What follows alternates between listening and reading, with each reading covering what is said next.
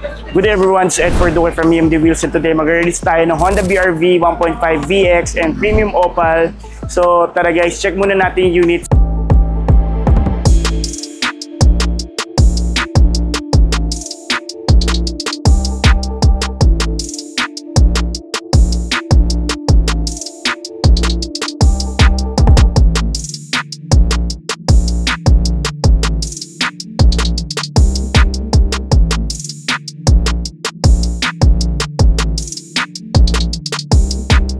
So, ang kliyente natin, nagpa-advance registration na sila. So, meron na tayong ORCR sa ngayon.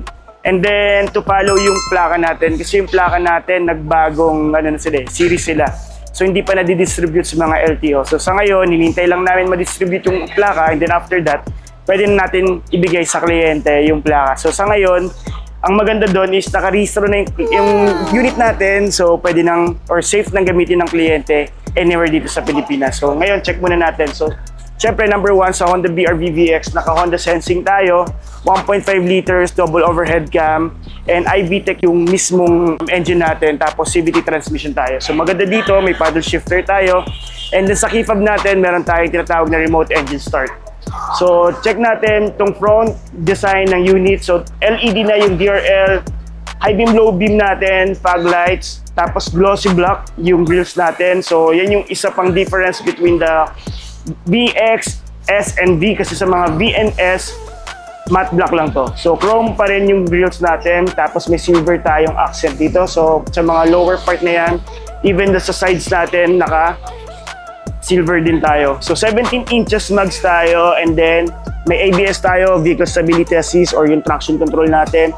Drum brake yung likod, tapos disc brake yung harapan natin. May mga black trims tayo, yan. Tapos may watch lane tayo, LED and power fold na yung side mirror natin. Smart entry, roof rails natin, naka-shark fin antenna tayo sa likod. Tapos may silver seal tayo, silver na accent dyan sa gilid. So pagdating dito sa natin, so mapapansin nyo yung unit natin, sobrang kintab kasi naka-ceramic coat tayo. So top of the line na kulay yung pinili nila. Light yung kulay ng tint natin, original 3M yung natin tint natin. Tapos naka-undercoat tayo na Savvy LED, tapos meron tayong naka-back sensor tayo, reverse camera, defogger, wiper, washer, early warning device, may tools tayo, yung reserva natin sa ilalim, keychain, umbrella, may tonneau cover tayo. So 50-50, napo-fold natin. So sa second row, ayan, naka-leather seats pala tayo, tapos black na yung ceiling natin. May second row vent tayo. May charger tayo dito sa second row. Ayan, tapos sa gilid sa third row, meron din charger. Tapos check na natin dito sa may passenger side and driver side. Power yung window natin, power fold, may tweeter tayo, side curtain airbags, vehicle stability assist. Ayan, leather to, may paddle shifter tayo, cruise control, audio controls, and Bluetooth hands-free. Auto headlights, auto high beam, low beam, lead departure. Tapos may mga LKS tayo, meron tayong collision mitigation braking system. So kompletong-kompleto na to pag kumuha kayo ng Honda BR-V VX. So meron tayong Apple CarPlay and Auto Android. Yung key fob natin dalawa, yan. Pwede tayong mag-remote engine start, tas pwede kayong yung function ng keyless, tas pwede kayong smart entry na. So yan, tawagin na natin yung kliyente para magto-12 na. So kakarating lang din naman namin. So wala pang isang oras yung kliyente dito. Nakapag-sign naman na, tapos pwede na natin i-turn over yung unit. So tara guys. So LED na ma'am yung DRL natin. Headlights natin, high beam, low beam, fog lights natin. Tapos tingnan ko lang yung hazard ma'am, paano ko yung signal lights. Kung umiilaw lahat, so yan. Okay. Tapos gloss yung natin ma'am. Sa top of the line ma'am, ito gloss to. Sensor tayo, reverse camera, LED naman yung So umiilaw naman, reverse light, umiilaw naman ma'am. Ilaw dito, third brake light, tapos ito ma'am, yung sa may plate holder natin, umiilaw naman lahat. Okay Naira, thank you! So ito, tonneau cover natin, tapos dito ma'am, pag tatanggalin mo yung gulong, gagamitin mo yung tools, tapos bababa na dun sa ilalim ma'am. Sa ilalim ma'am yung ito ma'am, check mo na. Yung reserva ma'am, yan. Yan, so meron naman ma'am ha. So tara, dito tayo sa dito ma'am may charger dun sa likod. So kailangan lang ng parang pin para maano natin, malagyan ng kung anong charger, mga USB, ganyan. So dito ma'am, one touch tumble siya. So sige ma'am, ikaw na mag-testing. Sa'yo naman to. Ito ma'am, dito. Yes, yan. Yan. So madali lang, di ba? So one touch tumble siya, natatumble siya agad ma'am. So ito, 50-50 ma'am, napo-fold siya. So pwede mong naka-fold yung kalahati, dito hindi. Ilan ba kayo ngayon? 5. So pero mamaya pwede nyo nang testingin yung likod para yung mga kids.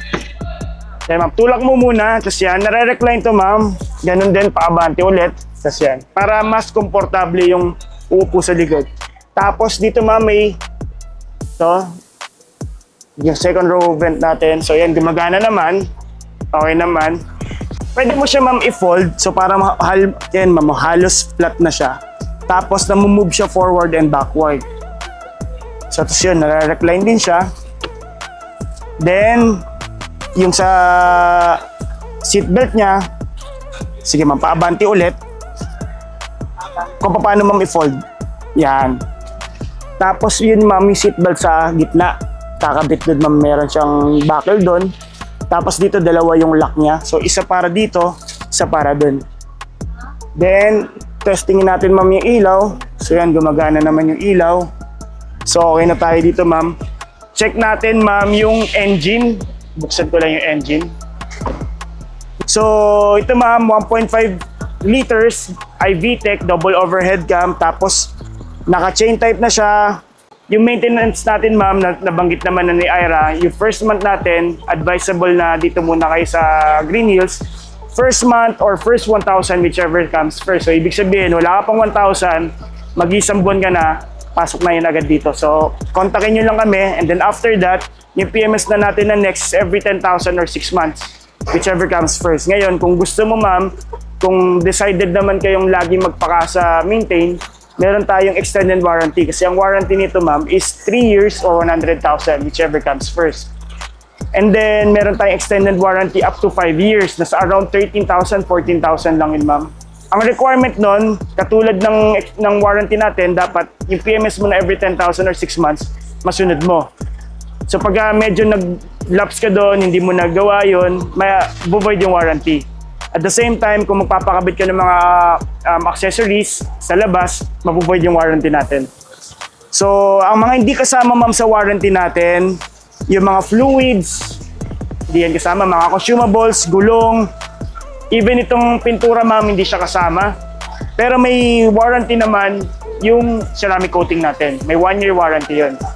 Tapos, wag naman sana na on wood, may mangyari, may insurance naman po. Tapos CVT transmission tayo, may paddle shifter. Alam ko, di ba, di mo naman gamitin yan. Baka Sir CJ na magagamit-gamit nan. Pero mamaya tuturo ko naman sa'yo paano gamitin. Alam na ni Sir CJ yan, lagi nanonood naman yun. Yes. So mga belt ma'am, spark plug, hindi yan kasama. Pag nangat-ngat ng daga, hindi kasama ng warranty yan. Ang battery natin ma'am, 1-year warranty yan. So yan, hiwala yan. So just in case, maramdaman mo, mapifeel mo yan eh. Every time na mag-i-start ka. So ngayon, malakas yun, di ba? Pag nag-start ka, ma-observe mo naman yung parang character ng pag-start niya eh. Then after nyan, pagka medyo humihina na yung battery kasi, mapifeel mo parang may kakaiba na. So nandun na yun. And then, eventually, kahit may ilaw siya, ilaw sa loob, may mga tugtog, may busina ka, pag hindi yan nag-start, parang nagdi-blink lang yung mismong gauge mo, ibig sabihin, ito yun ma'am, lobat na to.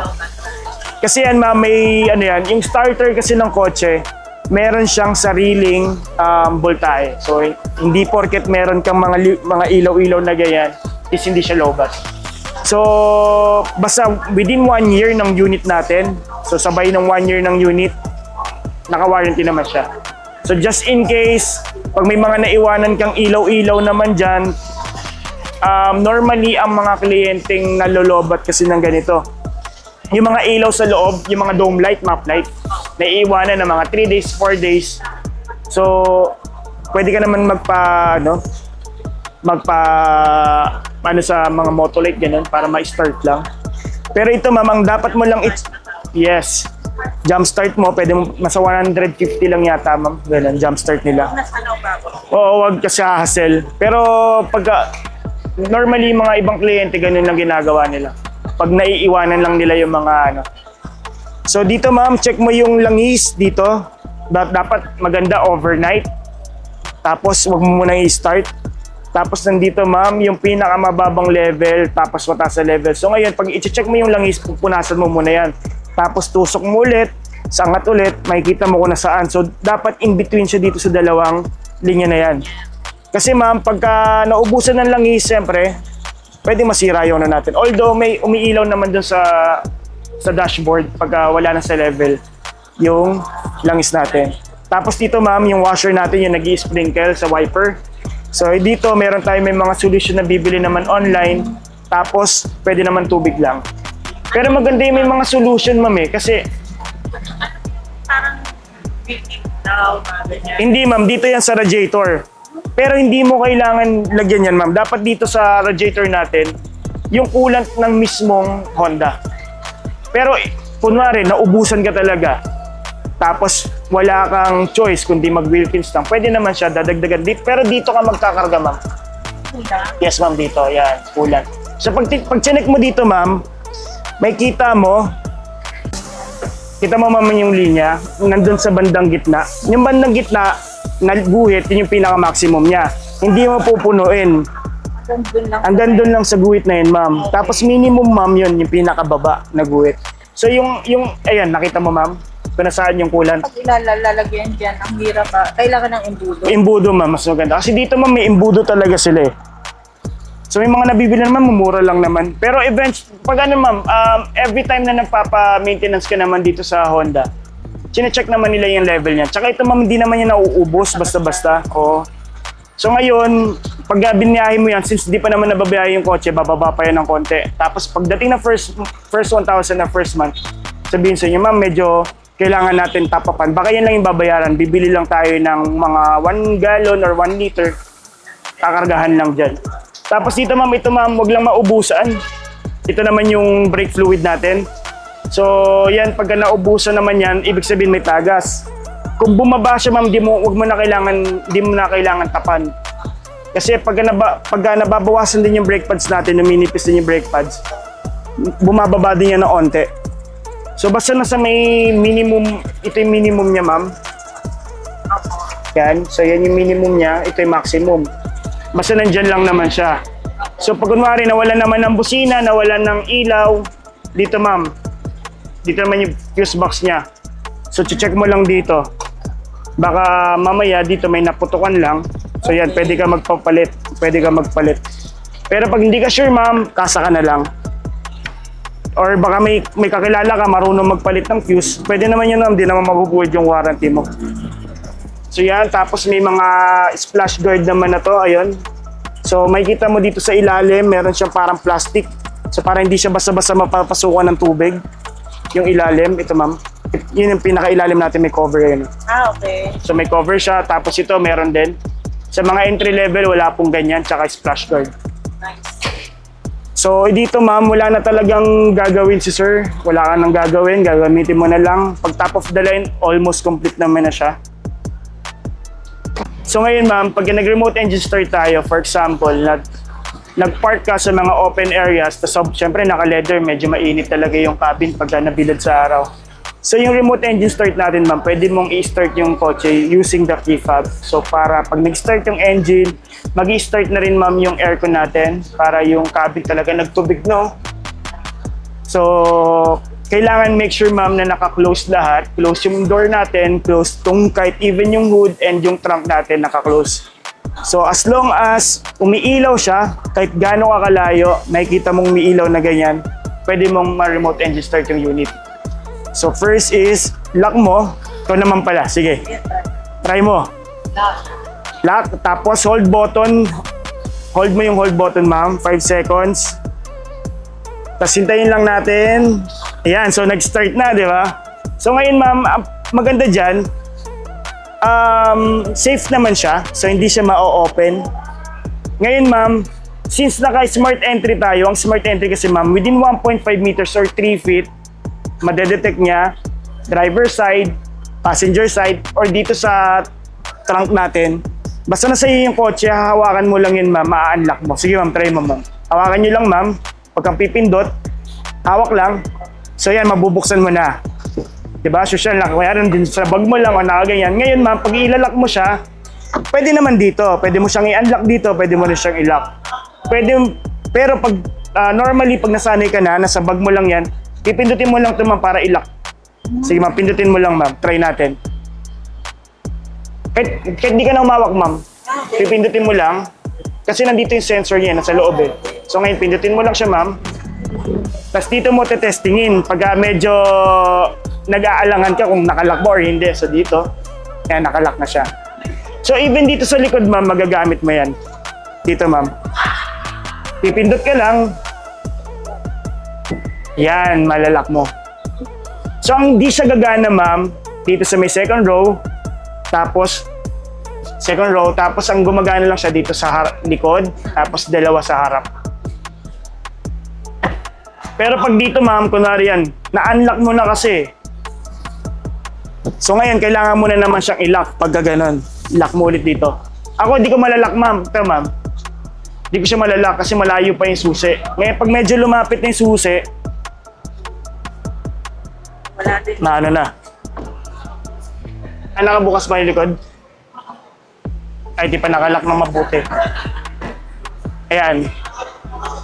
So basta ma'am, ayan, malayo. Ayan, maglalock na. Basta ma'am, kahit wala sa akin yung susi, basta ito, katulad niya na yung transmitter niya, na detect niya, pwede ko ma-lock and unlock. So ma'am, ganito, dun ka muna sa driver side, tapos dito muna ako sa, passenger side, driver side muna tayo. Ngayon ma'am, since naka-remote engine start tayo, may kita mo, nakapatay yung mga accessories natin. So ngayon, kailangan mo tapak ng preno, tapos start mo lang ulit. Kasi pag hindi mo ginawa yan ma'am, kunwari, gusto mo mag-drive, na-drive mo, di ba? So normally, ito ma'am, tanggalin ko na. Kung gusto mo lang isoli, nandito lang. Pati yata yung ano, yan, dito lahat. Pati yung sa susi natin, nandyan. So ma'am, tinatanggal kasi nag-aalangan yung driver pag ano, parang dumudulas. Kasi pag hindi mo siya in-start na maayos, pag pindot mo dito ma'am, yan, mag-off siya. For safety kasi yun, para hindi madadrive din ng mga, just in case biglang may masamang loob na interesado sa kotse mo, gustong i-drive yung kotse. So, pindot yan, madadrive na. So yan, hindi yan madadrive pag ganyan. So, start ma'am, pag-start, tapak ng preno, hindi mo kailangan ibabad ma'am. Pindot lang isa, ganyan lang. So ngayon, kung i-turn off mo naman yung kotse, gano'n lang din ma'am, pipindutin mo lang siya ng isa. Tapos off na. Tapos may central lock tayo ma'am para sa pag-lock. So para just in case, pag nakalimutan mo naman yung sa pag-lock niya, meron siyang tinatawag na 15 km per hour auto door lock. So pagka tumakbo ka, mabot ka ng 15 kilometers, magla-lock na siya. Central lock. So yun ma'am, check muna natin dito. Yan, di naman na nakakanin. Sabay-sabay. Hindi ko naman magagamit. Yan, di mo magagamit yun talaga na ano. Si sir yung matutuwa dyan. So dito ma'am, yung sinasabi niya lagi, sabi niya yung safety feature, ano mo. So ito ma'am, pag pindot mo dito yan, may lalabas safety support, up and down ito ma'am. Ito yung switch natin. So yung road departure na yan ma'am, yan yung parang pag tumatakbo ka, may ganyang icon dito na malaki, tapos may dalawang linya na ganyan. So yung mga linya na yun ma'am, pag every time na nalalagpas ka sa mga lane, nag-iiba-iba yung kulay nun. Tapos pag nawawala yung linya naman, nabubura yon. So ibig sabihin okay lang naman. So ang ano mo lang dyan, pagka nag-iba yung kulay niya, parang nire-remind ka lang naman niya na ay, tumalagpas ka na sa lane mo. So balik ka ulit. So yung isa naman ma'am, yung collision mitigation braking system, yun yung nagpapreno mag-isa. So pag dyan naman ma'am, ang maganda dyan, for example, habang nagda-drive ka, kunwari, medyo malapit ka, may lalabas yun ma'am, tapos nagbi-beep, may brake, parang i-ano kanya na mag-brake ka, kasi parang masyado ka malapit. So ngayon, just in case na hindi ka nagpreno tapos biglang huminto yung unahan mo, gusto siyang magpe-preno. Ganun, ma'am. So ito ma'am, yung preno niya, hindi siya smooth So pag preno niyan, talagang sudden stop talaga siya. So ang mga nadedetect niyan ma'am, pedestrian or any object na madedetect nito ma'am. So kunwari kay tao, kahit poste, kahit yan, madedetect niyan. Yes, pepreno yan. Pag nasa gitna yan ma'am, pepreno yan basta. Pero ano naman yan ma'am, additional safety siya kasi just in case like yung parang biglang yung reaction mo medyo na late, siya na yung magre-react sa'yo. So like may mga kliyente akong ganyan, biglang may mag-U-turn na motor, pag hindi siya nakapag-react, tapos yung kotse, pepreno talaga. So ito ma'am, next natin yung vehicle stability assist. Traction control naman yan ma'am. Pag naka-off yan, iilaw dito. So lagi siya naka-on. Ang maganda kasi dyan ma'am, sa mga curve lines, i-assist ka niya. So para hindi ka mag-oversteering, understeering, or mag-skid yung kotse mo. So lagi naka-on lang. So ganyan ma'am. Pag umilaw yung mga nandito ma'am, problema sa kotse. Mga check engine, ABS, nandito yan lahat. Nalabas siya, no? Yes ma'am, pati yung mga overheat, yung mga battery, nandyan yan lahat. So dito ma'am, sa gasolina, tatak dito. Okay. Ngayon, para malaman mo kung saan yung gas lead niya, dito ma'am, yan. May arrow siya, kaliwa. Ito ma'am, kita mo ma'am. So nasa kaliwa lang lagi. So dyan, tapos yung sa hood mo ma'am, ito. Tatak lang din po. So ito lang naman lagi, gas lang naman ang lagi natin ano. Ang gas natin ma'am, 91 octane, pataas. Normally naman, ang mga sa gasoline naman natin ngayon, mga 93 octane naman. So, bibira may 91. 91, magpababa, pataas yun. So, 91, 95, yung iba yung mga premium, 95, may 97. O, 95 yun. Ito man, pwedeng kahit mga 93 ka lang. So, yung nakakarga ngayon dito, fuel save gasoline ng Shell. Sa Shell din naman. So, yun, kahit mag 95 ka, yung mga race yata yun, mga ganyan. So, yan. Next natin, ma'am. Ito, may lane watch tayo. Sa lane watch naman natin, yung sinasabi ko sa inyo, ma'am. So, dito, ma'am. So, naka-fold pa yung side mirror natin yan. So, nakaangat. Di ka lang nakasarado, ma'am, yan. Yan, ma'am. Makikita mo yung kotse mo, ito. So, makikita mo, pag nandito na yung pag-change ka ng lane, yan. So, ibig sabihin, bakit nag-iinit yung kotse? Ay, yung ano, yung camera. So yan ma'am, ibig sabihin hindi ka na safe lumipat. So dapat nandito, makikita mo yung kotse. Okay. Ito yung indicator. Yes, yan yung indicator. Yan ma'am, may button siya dito, pwede mo siyang pindutin. Pwede rin yan pagka nag-signalit ka ng kanan, lalabas siya. Para pag nag-change ka ng lane, bago ka mag-change ng lane, dyan hindi mo kita dito sa ano. Kasi pansinin mo dito ma'am, pag ako ang driver dito, nakikita ko ito lang. Hindi ko ito nakikita. So, the more na pag walang kotse dito ma'am, mas wide yung makikita mo sa kalsada. So, ang maganda kasi dyan, blind spot kasi ito eh.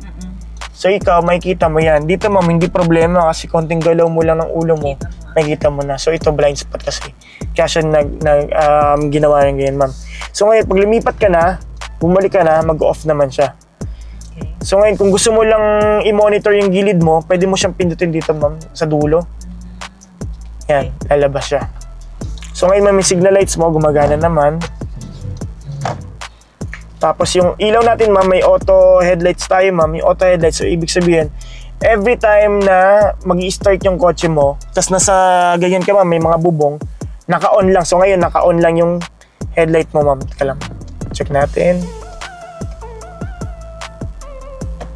So ngayon, makikita mo ma'am yan, may A, ibig sabihin naka-auto headlights ka. So pag every time na i-start mo, nakabukas na yung headlight mo, and then pag lumabas tayo dito ma'am sa parking, pag enough na yung light, masasense dito ma'am, mag-off yung headlight natin. So yun yung maganda dyan. Kunwari, nagda-drive ka, hindi naka-off yung headlight mo, diba sa labas, bigla ka nang papasok sa parking. Diba minsan, mag-on, madilim. Ito ma'am, automatic na siya. So, hindi mo na kailangan, anin mo. And then, meron tayong tinatawag na auto high beam and low beam. Sa auto high beam and low beam naman, ma'am, kunwari, nagdadrive ka, may part sa Bulacan na walang ilaw sa poste. Di normally mag-high beam ka, di ba? Para makita mo. High beam ka, ma'am. Ngayon, pag na-sense ng Honda Sensing na may kasalubong ka na naka-high beam, ay basta may nakasalubong ka, tapos naka-high beam ka, automatic siya maglo-low beam siya. Hindi siya maano rin. Hindi rin siya masilaw. So pag naglagpas na kayong dalawa, high beam na siya ulit. So for safety din kasi siya, ma'am. Okay. Then yung mga safety feature ng Honda Sensing, hindi lang siya pang preno, hindi lang siya sa lane, pati headlights. Actually, ma'am, meron din tayong tinatawag na lead departure. Sa lead departure naman, ma'am, for example, sa intersection tayo, mamaya ma-feel mo yan lagi. So habang nakadrive ka, pag umabante na, nag-move na yung vehicle sa harapan mo, magbibip siya. So kunwari, medyo matigas ulo mo, ma'am, nagchichika-chika ka pa, nagsa-cellphone ka.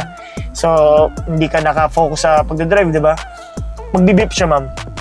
Kukot niya yung attention mo na umalis na sa harapan mo. So lalabas ito, yung front vehicle mo nag-move na, ganyan.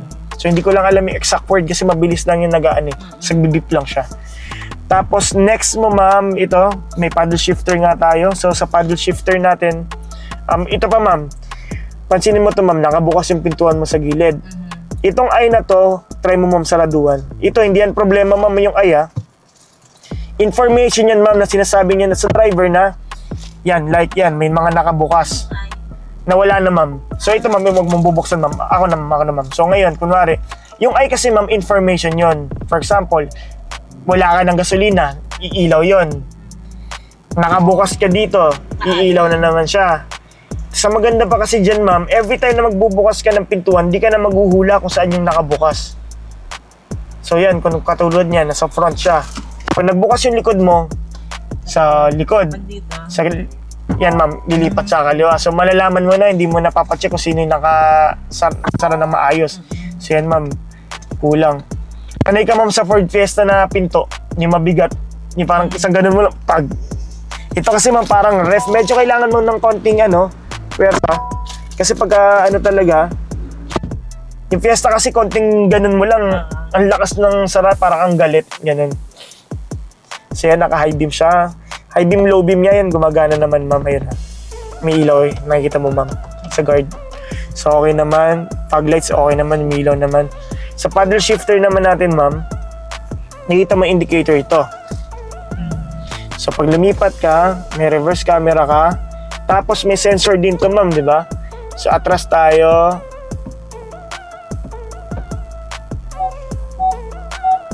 Kita mo, ma'am, yung ilaw, nagdidilaw. The more na palapit ka, nagda-dark siya. Tapos hanggang mag-red siya. Yan, patay na yung pasyente. Yan, ganyan, ma'am. So yan, ang maganda kasi dito, ma'am, hindi lang siya tunog. Oo. Meron ka din visual dun, ma'am. Actually, dito rin, ma'am. Pero, syempre, hindi ka dun dapat tumingin, ma'am. Either dito ka tumingin, ayun, meron ka na nga dito, may side mirror ka pa, may ganun ka po. Ewan ko na lang, ma'am, talaga. Ewan ko na lang talaga, ma'am. Pag may matapakan ka pang ipis sa labas. Yan, ma'am, meron ka na dito, meron ka na dyan. So, pagka nakukulangan ka dyan sa taas, may kita mo dyan kasi kita mo yung bubong. Kasi minsan may mga parking na parang may mga tubo. Kung babangga sa likod mo. So yan, may kita mo na yan dyan. May kita mo na dito yung pinaka-lower part. Side mirror ka, meron ka pa dun. Ito naman kasi, ma'am, mga pang-pole yan eh. Yung mga poste na gano'n, hindi mo nakikita sa mga side mirror mo. So, kasi may nagano na ako dati sa Innova naman na dinadrive ko. Sabi ko, ba't hindi ma-atras? Yung pala nakatukod na sa kanto. As in kanto, ma'am. Kanto ng kotse na ganyan, no? Yung poste, hindi ko kita doon sa side mirror ko. Kaya kami yun, magkasama kami, may sinundo ko lang yung anak ko eh. Ba't ganun? Tapos pinilit ko pa talaga, basag tuloy yung taillight ko. So yun, ang maganda doon, pag may, dito, di mo rin kasi makikita may poste dito eh, kahit doon eh, blind spot siya. So, 4-eye sensor yun nasa likod mo. Kahit yung pinaka-corner mo, makikita niya. Kahit nga yung tao nga dito, ma'am, lumagpas ka ng konti, sasabihin niya na sabihin niya na may tutunog doon eh. So ngayon ikaw mapapahanap ka. Or bababa ka pa. Ano nga, ba't ka tumutunog? So yun yung purpose niya. O nga pala, ma'am, by the way, since hindi ka pa, may brake, may, engine, ka pa, engine brake ka pa, kailangan mo pa ng hindi ka lumagpas ng 100 km per hour. So dapat Okay. Oo nga. at least Mga ganun. mga 95, ganyan lang. Tapos pag nag-first 1,000 ka na, bahala ka na, paabuti mo ng 180, bahala ka na. Pero syempre, safety, 100 lang tayo, ganun lang. So sa ngayon, since hindi mo pa gamay yung kotse, dahan-dahan ka lang muna, ingat ka lang muna, ma'am. Yung normal lang, 60-80. Racing na. Neutral, ayan ma'am, neutral, drive. Gusto mo lang matipid, drive ka lang. Pag pataas ng bundok, pababa ng bundok, S ka ma'am. Gusto mong medyo Pagpataas ng pagpataas. mga uphill, S mode ka ma'am. Okay. Downhill ma'am, S ka din. Para pag downhill kasi nag-engine brake to. So para hindi ka babad sa preno mo. So parang siya na mismo nagpe-preno mag-isa. So ngayon pag kailangan mo na ng preno, tsaka ka mag-preno, ganyan. Tapos dito ma'am sa S din kasi magagamit mo yung paddle shifter. So pag pindot mo yan, M1. So hanggang 7 position yan. So para ka nagma-manual transmission, plus, minus. So pagka sa Ford Fiesta, di ba, pag nag-change ng gear, makikita mo yung RPM, bababa, taas, ganyan, di ba? So parang ganun din siya. Plus, tapos pagka medyo pabagal ka, minus naman dito. Pero ikaw ma'am, malamang yan, di ka lang, okay na yan eh. Makakakit ka na yan ng Baguio, makakababa ka na ng Baguio, makakakit ka na ng Tagaytay, di mode lang. Si Sir ano na yan. Antayin na namin siya. So yun ma'am, yan, naka-leather tayo dito. Audio controls tayo dito ma'am. So yan. Tapos pwede kang maglipat. So for safety kasi yan, para hindi ka na tumitingin dito ma'am. So ngayon, kunwari, sa station, di ba, katulad yan, wala. So lipat muna natin. Hold ka lang ma'am. Huwag naman yun. And kaya ma'am, okay sa'yo yan. Pindutin mo dito. Tapos yan, nakasave na. Tapos next natin, try natin. RJ, hold tayo dito. Tapos next ulit. Ngayon. Try natin iba. Yan. So kaya ma'am. So habang nagda-drive ka, lipat-lipat ka lang dito ma'am. So, pwede pa yun ma'am, hanggang dyan. So ikaw na bahala magana. Hanggat meron pa, no? Hanggat meron may ma'am. araw pa. Yes, ma'am. Ngayon, meron siyang Bluetooth. Kasi uso naman yung Spotify dito, di ba? Pwede mong connect sa Spotify yan. Tapos dito, pwede mo na rin kontrolin yan. Pwede rin USB ma'am dito. Ipag mag-MP3 ka. Tapos meron din siyang Apple CarPlay and Auto Android. Phone mirroring naman yun ma'am. Ngayon, kailangan mo pa ng wire.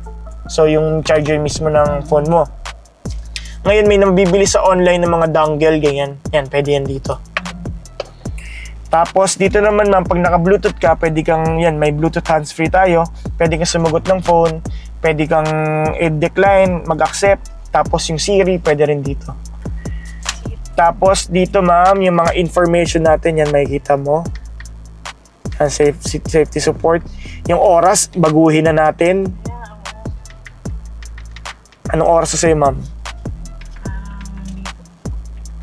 Ay. 12:30, at least 12:35. Clock setup. Adjust. 12:35.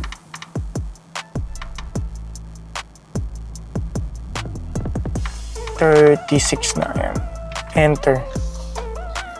So yung mga information nandito ma'am. So yan, nakakarga na yung ano natin, 15 bars natin. Abutin ka na yes ma'am. Sa abutin ka na ng 108 kilometers yan. So hindi ko alam kung saan may murang gasolina. Kahit saan ka ng brand niyan. So hindi naman porket fuel save ang kinarga dito, next mo fuel save na.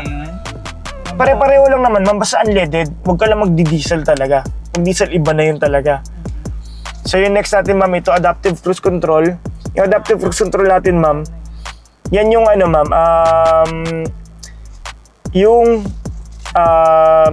ano ba, walang cruise control lang Ford Fiesta, no? Yung cruise control kasi ma'am, yan yung pwede ka nang bumitaw sa gasolina mo. Tapos magi-stay na siya kung kunwari nag-set ka ng ano, 100. Ito ma'am, gagana lang siya na at least minimum 40 km per hour or pataas. Kung na rin ma'am, pwede mo siyang itry mamaya. Pindutin mo yan, lalabas yung icon na yan. Ito, nakita mo yun ma'am? Ito yung parang ganito ma'am. Ito. Yan. Ito. So nandito ma'am, di ba? Nasa taas ito to. Sa taas ito, na screen. So yan, pagka naka-on yan, ibig sabihin, naka-activate yung cruise control mo. So ngayon, may next activation pa yan ma'am. At least minimum of 40 km per hour. Magstay ka ng 5 seconds. Pwede ka nang bumitaw ng gasolina mo. Pag bumitaw ka na sa gasolina mo, since adaptive cruise control na siya, ina-adapt niya na din yung bilis na nasa unahan mo. Ibig sabihin, pag nag-slow move yung nasa unahan mo, mag-i-slow down din siya. Pag nag-catch up na yan, nag-gas na siya, nag-throttle na siya ulit, kung ano yung setup mo, kunwari, setup mo mamaya, try mo 80 km per hour. I-80 mo lang, makikita mo, pag bumagal yung unahan mo, babagal din siya. Tapos pag bumilis yan, bibilis din siya. So ngayon ma'am, 3 ways to cancel yung cruise control. Pwede mong cancel dito, maggasolina ka lang, magpreno ka lang, kakancel na yun. Ang maganda dyan, pag nag-expressway ka, hindi ka na nakatapak sa ano mo, ganyan ka na lang, oh. Sitting pretty ka na lang talaga. Tapos ngayon, pwede mong bilisan, pipindot ka lang dito, pwede mong bagalan. Tapos itong linya naman, itong nasa right naman na button, yun naman yung the more na bumababa yung line siya ma'am, yan yung distance mo between sa'yo tsaka yung nasa una ng kotse mo. The more na mas madaming linya, mas malayo yung pag-slow down niya or pag-hinto niya. Ngayon ma'am, ito, yung LKS naman niya, yung nandito sa may side na to, yan yung ma-feel mo parang lumalaban yung ano mo, yung steering mo. Parang i-stay ka lang niya sa linya.